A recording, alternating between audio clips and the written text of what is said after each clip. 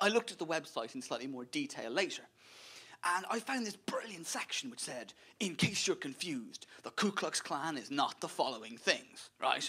Stuff like, the Ku Klux Klan is not a gang. If you need protection, call the police.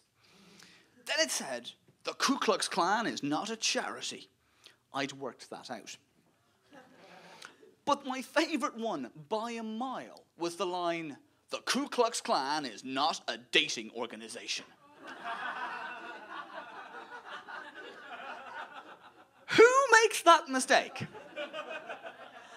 And how lonely do you have to be before you think to yourself, well, I really want to meet a blonde woman in my area. I don't really care what she looks like, as long as she's good at laundry and has nice eyes. Those are my only two requirements. And personally, I love the idea that somewhere in cyberspace is one slightly horny but somewhat confused Islamic fundamentalist going, I see she lives in America, but that white pointy burqa is so sexy. Just makes me giggle, right? And of course, look, I'm a comedian, right? So inevitably I start writing Ku Klux Klan lonely hearts ads in my head.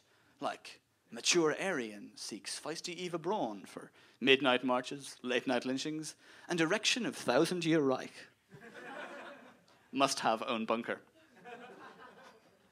There's a cross in my heart. Can you set it on fire? But the interesting thing, right? I think it's interesting that the Ku Klux Klan declare we're not a dating organisation, because it seems their whole ideology is based on the idea that people of different races getting together and having children is somehow sinful or wrong, right?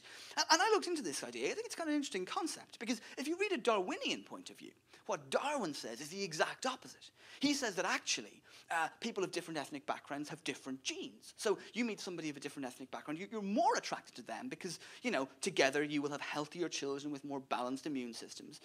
And so you should find them more attractive. And if that's true, it means two really important things.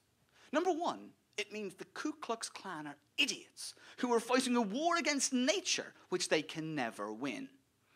And number two, it means that everybody in the world, and everybody in this room right now, is a sexual racist.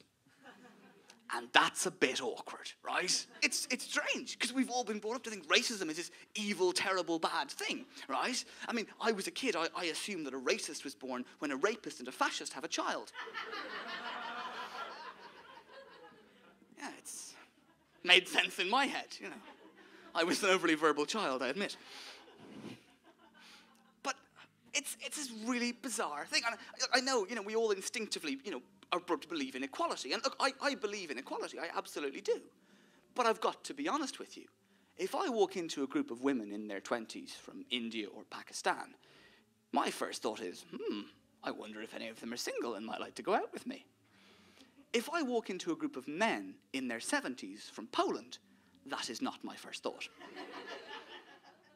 So I might believe in equality in theory, but when my sexual brain is switched on, it turns out I'm ageist, sexist, and racist.